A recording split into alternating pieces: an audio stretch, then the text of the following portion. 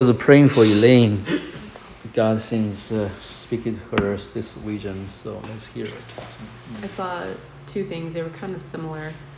The first thing I saw. Heard something. The Lord told me you have two visions. And confirm whether or not. Wow. Well, he's right. right. Is that right? Okay, I don't know. So I almost called out when I asked you the second one because I saw you already have a vision. The Lord said, "Ask another one to confirm it." So, is that it? What happened? So in the first one, I saw like a comb that was like combing through. I guess was hair. It kind of only makes sense for it to be hair, and it was like. Obviously, it would get like stuck on a tangle or on a knot, like in someone's hair, and would have to kind of be worked at until it could go through and like go to the next one. So until the hair could be combed through without any knots or hiccups. Is Yeah. That what we're talking about? Yep. Yes, it is. Yes, it is. Okay. And this is humor, huh? He does. He uses a girly thing to teach you. Yeah.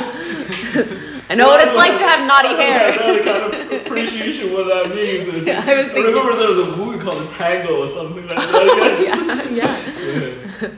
And then the second one was similar. It was God is funny, man. Yes. The second one was a rake that was going through soil. And so it wasn't, like the tool was a rake, and it was like it was raking out, dead things or rocks. Yes, I use that often to do that. Yeah, so kind of like preparing the soil. Again, things that might be obstacles for roots to go deep. It was, it was kind of, but on the surface. The surface and below a little bit. It was, it wasn't turning up the soil, but it was kind of like a surface cleaning. When you're planting were dedicated vegetables, so good flower, you had to do that often. So okay. Do that. So rough things, like a tree, don't you do that? But when you plant something were dedicated, you have to do that. Gotcha. Yeah, so like a short, Oh yeah, sure. Yeah.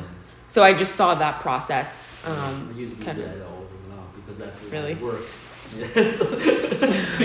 Breaking the bigger blocks, So, well, I understand the meaning of the two visions, but I want you to understand what the Lord explained to you. Expound. The first one to me seems like kind of obvious about like what we talked about. It was just, dealing with those things that cause hang-ups and additional unnecessary strife or confusion, and continuing to just work on those things and practice and learn a different way. And when you cut the hair, you have some please stop. What do? You push through it? Yeah.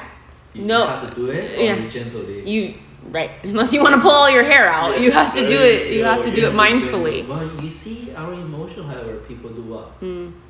Try and just rip through it. Try and abrasively or and hurt yourself. And it doesn't work. You want you to break the comb. Is that Yeah, that's so true. I didn't realize that at first, but yeah. Yeah. Okay.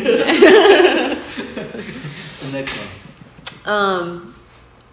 Again, I think just kind of like a cleaning and a preparing of that soil, and again getting those hiccups out so that the things that need to be done can happen well and undisturbed, and there's not unnecessary things that are in our control to get out of the way and deal with and sort with, that to get those things out of the way so that things can. Yes, it is. Let me tell you something else. What?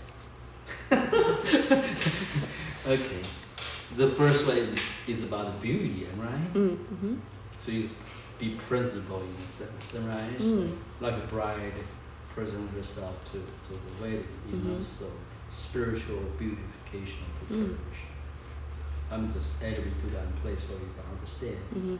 So the Lord is saying, just like you take care of your beauty for every day, you need to do some work to know some skills. So that's related to maybe life dealing with how to deal with our own emotion, relational, those stuff. But I think he said the next one is very profound. I think he said, in order for you to have a great harvest, spiritually harvest, you have to do the groundwork. So the Lord is saying is that do not treat lightly as a relational diamond, because they are fruitful groundworks. They needed the groundwork for fruits to says in my Lord planting. So in the natural, it seems like it's just dealing with relationship, different happinesses. In God, it's a spiritual education, spiritual training. It's something I really wanted to instill with you today, for you to carry away. Things not as what they seem. And God judged along those lines and developed his favor, he uses things, right? And we would think, oh, that's something. No. That's not something. That's your life in God. It's not bookworm knowledge. It's not a beautiful sermon, a beautiful time. But especially God is in relational dynamics. Is that not true? Love, righteousness, peace, joy. Most of the time, it's a relational dynamic. You see my point? When you pray, it's Yes, Lord. I thank you, Father, for this time, for this opportunity, and for this counsel, Lord.